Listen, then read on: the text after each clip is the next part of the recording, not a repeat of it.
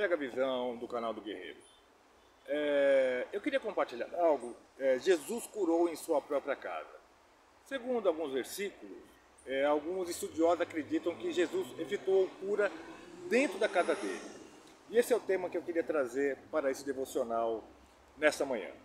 Em Marcos capítulo 2, verso 1 está escrito: alguns dias depois entrou Jesus outra vez em Cafarnaum e soube-se que ele estava em casa. Então, determinando que Jesus tinha uma casa em Cafarnaum. Em Mateus 4,13 também tem o seguinte versículo: e, deixando Nazaré, foi habitar em Cafarnaum, cidade marítima nos confins de Zebulon e Naftali. Então, com base nesses textos bíblicos, alguns comentaristas acreditam que muito provavelmente Jesus estava em sua própria casa.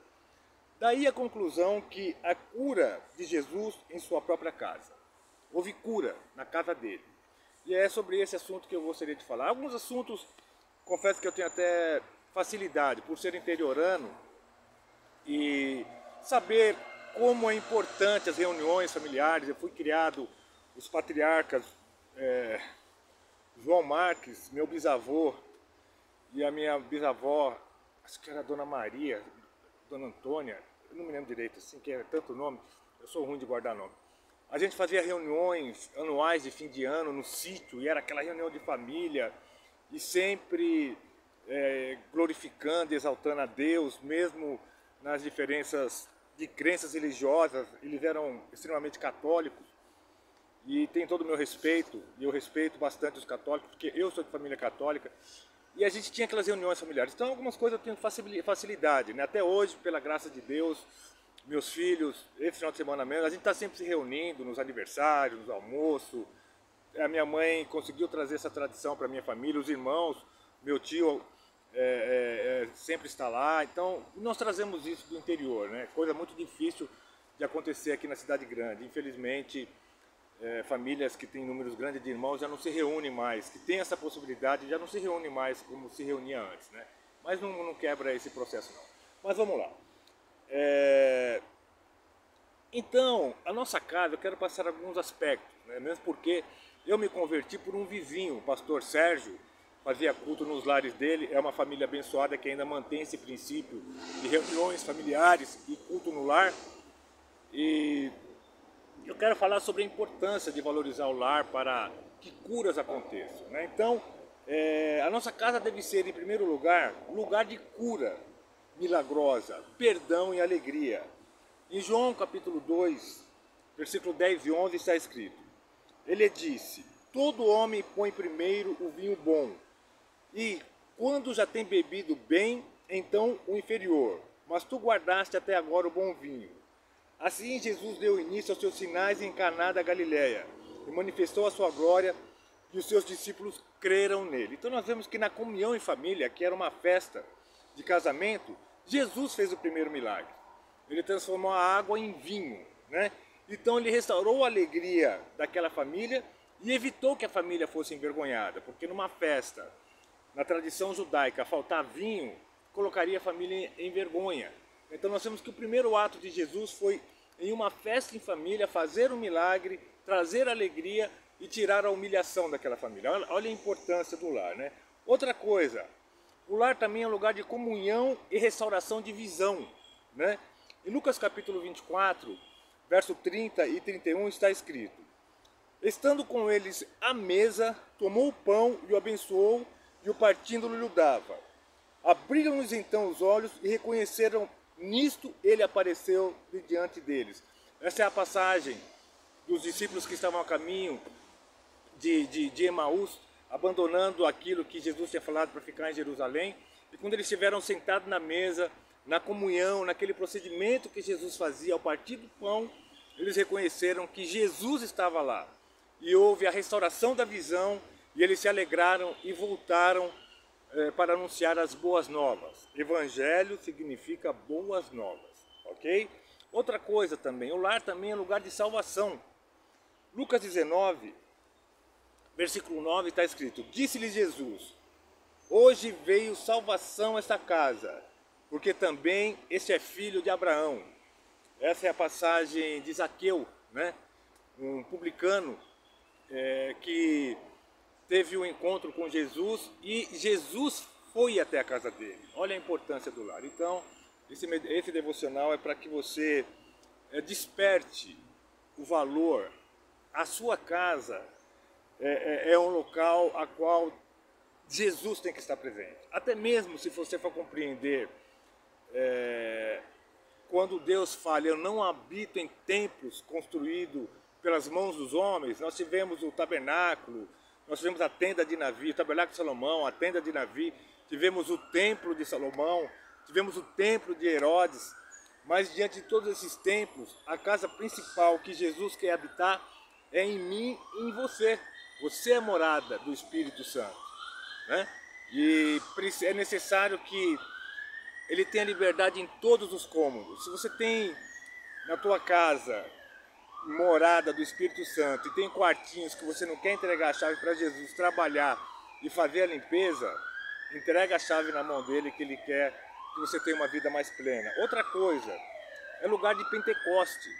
Em João 20, versículo 22 e 23 está escrito: E havendo dito isso, assoprou sobre eles e disse-lhes: Recebei o Espírito Santo.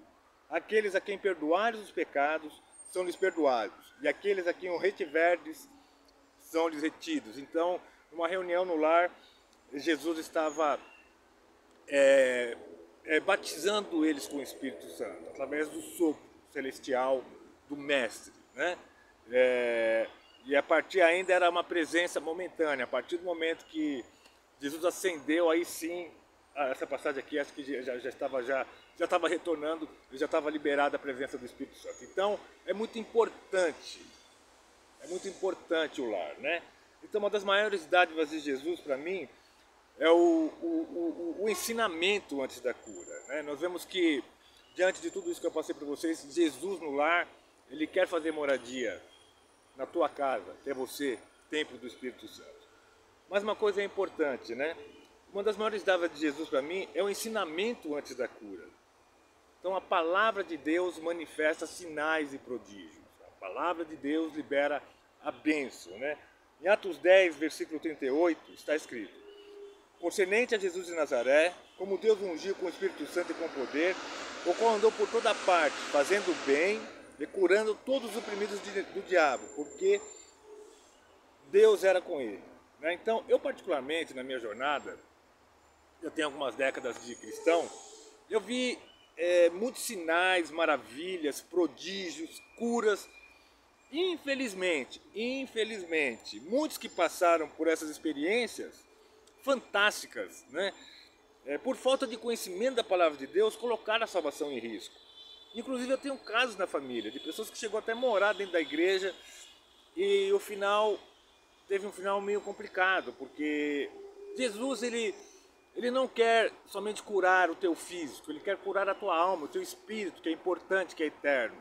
Infelizmente, se você pender muito para um lado, é muito perigoso, né? Eu observo com cautela qual o valor da inclinação das pessoas. Se ela está valorizando mais aquilo que Deus faz ou quem Ele é.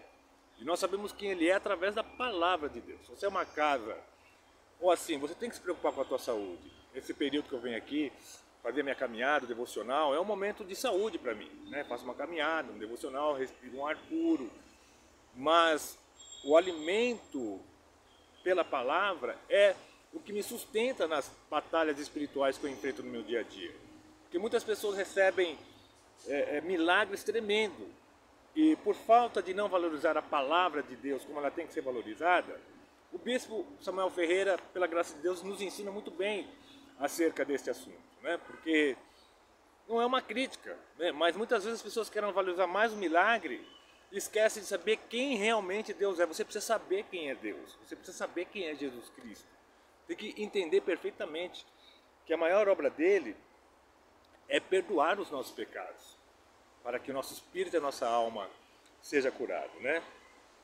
Então tem gente que quer conhecer mais a Deus por sinais e maravilhas, e outro conhecer a Deus mais pelas suas palavras, pelos seus ensinamentos. As duas coisas são boas, maravilhosas, tem que andar junto. Se você pender somente para a cura, é perigoso, porque você vai ficar sem o conhecimento de quem Deus é. Se você ficar muito intelectual, muito conhecedor da palavra, também é perigoso, porque você não entende que a palavra libera poder.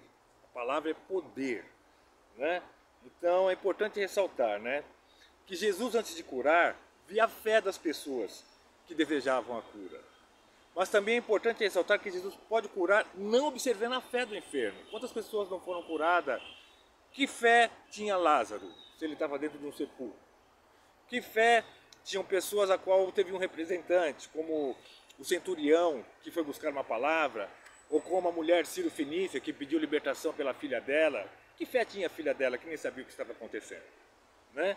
Então, você tem que fazer alguns aspectos para a tua casa espiritual e a tua casa física. Primeiro, a minha casa é lugar de cura espiritual e física. Segundo, o perdão é superior à cura do corpo físico, pois o perdão cura a alma e o espírito.